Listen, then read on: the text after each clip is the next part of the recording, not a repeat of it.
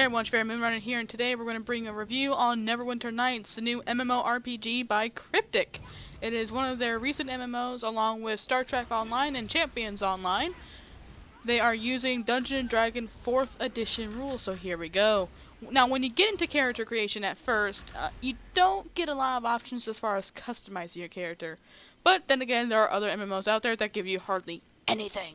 I'm not going to name some of these MMOs, but I think some of you are already aware of which ones I'm talking about. You get a good choice of races. Classes get pick up to 5, which are Great Weapon Fighter, Guardian Fighter, Trickster Rogue, Control Wizard, and Devoted Cleric. They have said they will be adding more as time comes on, but for right now, my only gripe is there's not enough ranged characters. It was either Cleric or Wizard, and I hate going Cleric, and normally I hate going Magic users. But Control Wizard I have enjoyed thoroughly. Now the stats in this game, you get the roll, which feels like a Dungeons & Dragons thing. You get the roll when you first create them, and then you go into the story. Now the storyline, without getting any spoilers, is pretty much your basic Dungeons & Dragons. You are in Neverwinter, the Jewel of the North, and it is blown up. It is 100 years between Neverwinter Nights 2 and Neverwinter, the MMORPG. It is a very fun game, and overall, the storyline is good. But the questing system, how the quest system works is pretty much, it's your basic MMORPG quest system where it's, you know, go here, kill mobs, come back. But did I mention that there were sometimes instance dungeons you can do? Yeah, there are instant dungeons where you can solo. You know, it does say at least one player and one companion, which I'll get into what those are in a little bit later. But also, if you're in a party, and you don't, you have an idiot that decides he's going to run into the quest anyways, he actually can't go in unless your party is all there. So that kind of helps. I do like that. The combat style is the typical action style, except there are some slight differences. For example, in most action combat, you have number keys 1, 2, 3, 4, 5, 6. Your 1 and 2 are what's called your daily abilities. And daily abilities in pen and paper you can only use once a day. But as always in MMOs, not really.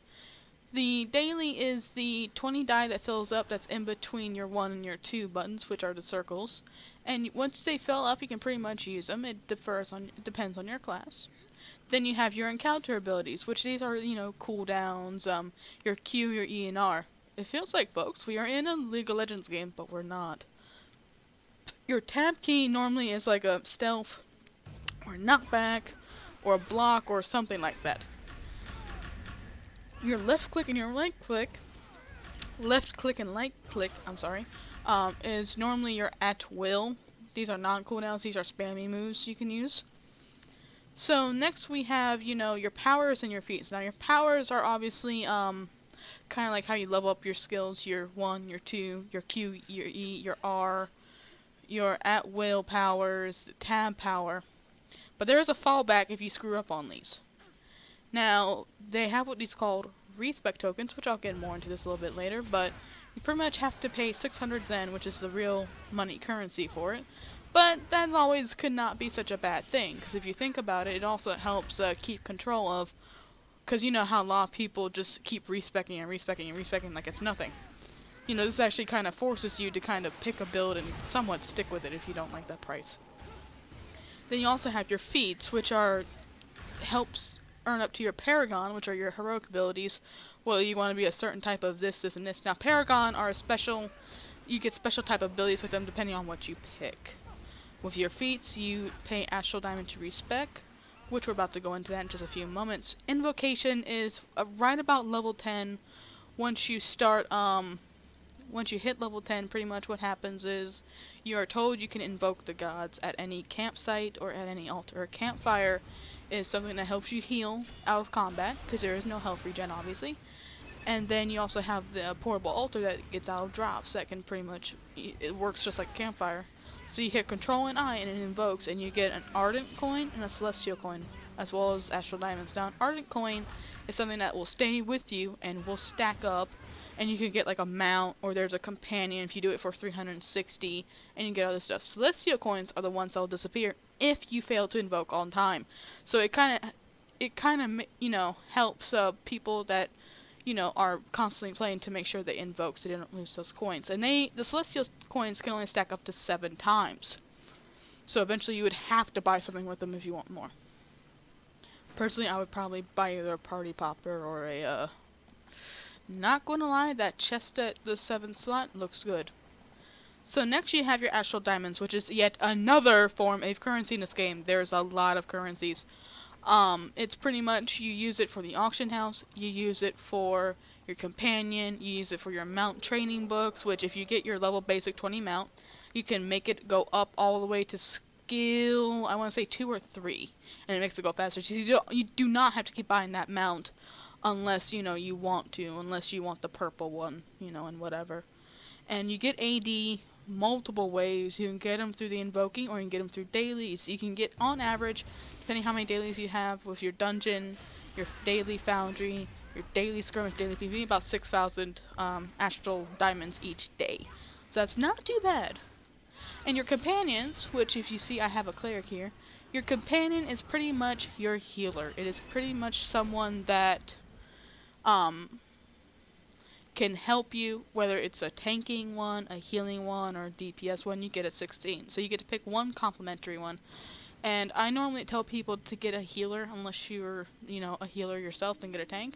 Because I'm not, you know, even though their max level is 15, I'm going to tell you, that cleric I have saved my butt.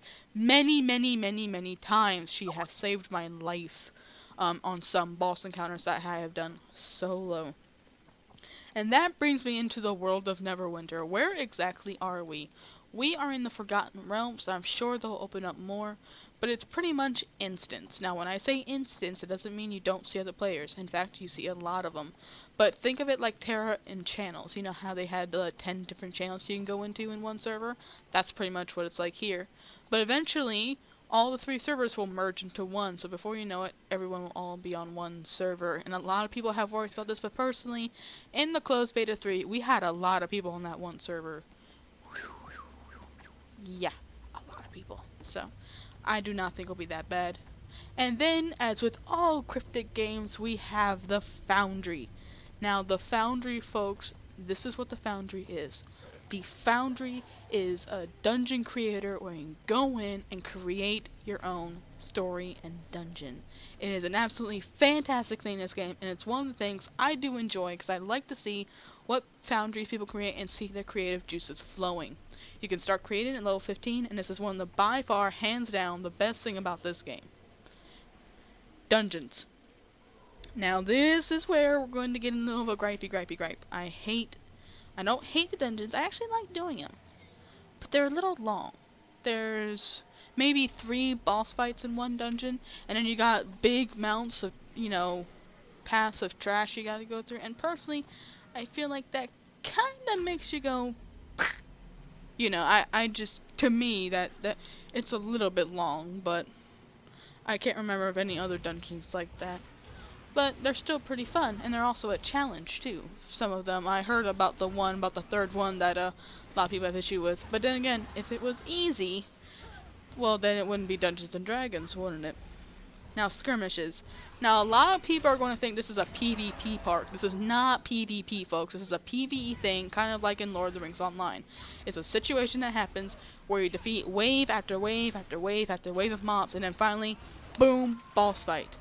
Now, if you notice on your mini-map, and this is the reason why I'm bringing it up, on the right you see 3 things going on, like a skirmish event, this event, and a Foundry event. Now, if you do a skirmish during one of these events, and it says skirmish event, and it has a time remaining on it, you can get 1,000 Astral Gems right off the bat, after you finish it. Now, with the Foundry one as well, you can get 150% XP boost to dungeon delves. You get a chest at the end, which you normally don't if you don't do it for that event. Now, this is probably where everyone is going to go arms up because it is the cat shop. Now, Neverwinter is a completely free MMORPG to play. You don't have to pay a cent. You don't have to do anything. Nothing. Not a dang thing. Not a zip, zilch, L0. You don't have to pay a single cent at all in this game if you do not want to. Anything from the store you can get via Astral Diamonds. True, while the prices are currently steep, they may go down because you can either trade Astral Diamonds to Zen, or you can just buy some stuff on the trading post. Like, for example, there's these nightmare lock boxes, and they have a chance for a mount, which I've seen a lot of admin messages about people getting this mount. It's a heavy inferno horse, which is on fire, which I believe when Amadeus starts playing the game, he's going to want, because we all know he likes his evil mount, so he's going to want these lock boxes. So there's these keys, and if you play Guild Wars 2, you're used to this. So you gotta buy the key in the store. There's no other way to get it. But the keys are tradable with players and are also on the trading post for, I believe, about 70,000 Astral Diamonds currently. Yeah, well, it'll take you about 2 weeks to get one key, but then again, is anything worth getting easy? Probably not. So with the cash shop, you know, some of the prices are steep. You know, it's $30 for a mount, you know, $10 for a bag, you know, what have you. And you can buy up to $50 worth of Zen, which is about 5,000. Plus 300, you know, they do an extra bonus thing. Now, I heard a lot of people complaining about the cash shop because it's too steep and they don't want to do it. Well, then that's your prerogative. You know, I mean, you don't have to buy anything from the gem shop. You can always, the cash shop, you can always save up your astral gems and do it.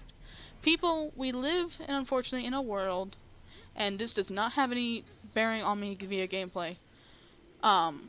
We have these people that's called instant gratification.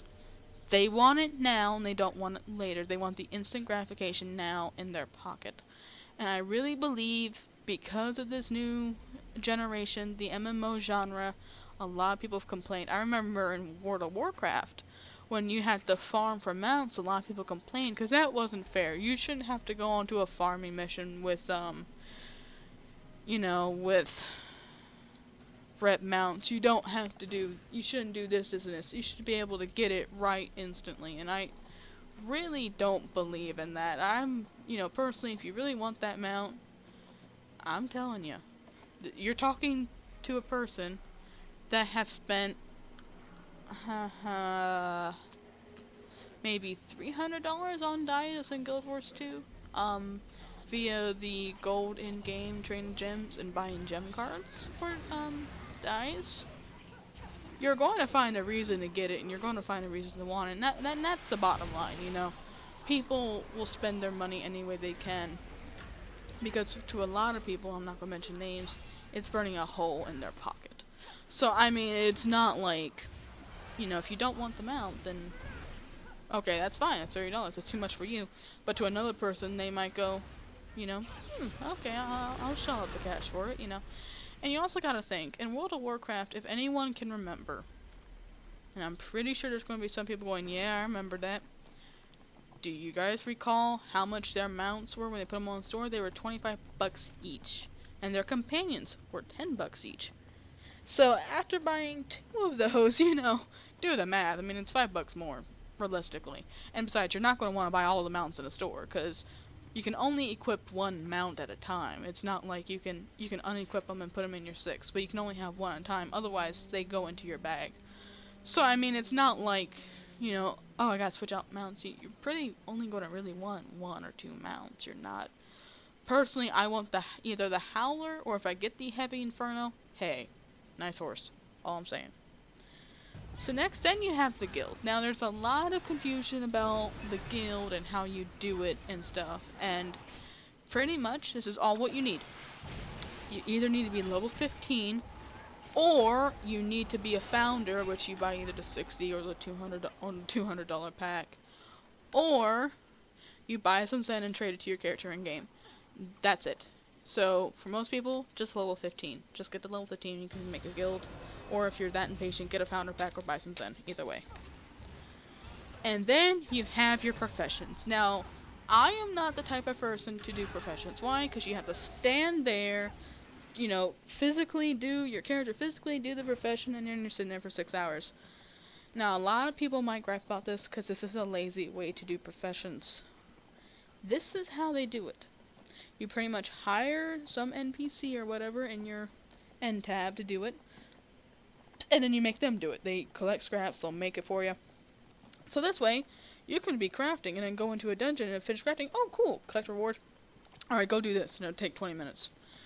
You know, so for people, that might be a turn off, but to me, that actually makes me want to do crafting, because then I don't have to physically do it myself. I send someone else to do it. Yes, I'm lazy. Leave me alone. You know, I've always been the type of, I don't like professions, so I might do it this one. And you can do them all, but you can only have one active currently.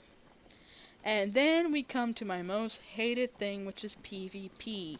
I hate doing PvP sometimes, but the way they did this, you go into a map, if you're level 10, you get scaled to 19, 20, 29, 30, 39, so on. So you get scaled up. Your gear stays the same, but you still get scaled up. Which is, I think, one of the best things that can happen, and one of the best things you can do. At least it scales you up.